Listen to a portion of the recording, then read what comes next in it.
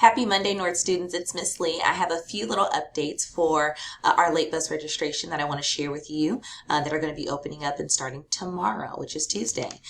Before spring break commences, I want to make sure that you have these updates already at hand and you're all prepared to ride the late bus for when you return back from spring break, which is just in a few days. So let's get into this late bus registration form. So every student will have access to this form via Schoology, just like Miss Jackie has been posting daily or on Tuesdays and Thursdays, but now it'll be posted every day. So you'll have that late bus registration opportunity for 5 days, Tuesday through Monday, and you'll be able to register for the late bus if you need it. So the one big change is that you're going to need to sign up for the late bus the week before you need it. So tomorrow the late bus registration form will open and you will have all this week to sign up for that, and you will then be prepared to ride the late bus or already be registered to ride the late bus once we come back from spring break. So that's the biggest change. You're going to have to sign up ahead of time, not the same day.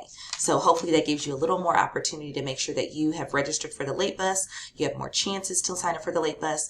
It will close on Mondays at 4 p.m. So on that Monday that you would need the bus for Tuesday, you would have until the end of 6th period to sign up for the late bus. So let's get into the form really quickly. You'll have to register with your grade, your first and last name. The big change here is going to be selecting your neighborhood. So if you live in one of the neighborhoods that is assigned to North, you would make that selection. So today I'm going to do Beechwood Farms. After you scroll down of all the neighborhoods, you'll then type in your address. So here's my address.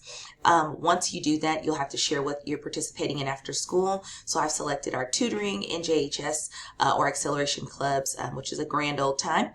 And then you'll have to have your parent name and your parent phone number. So this is an adjustment to the form we've had previously.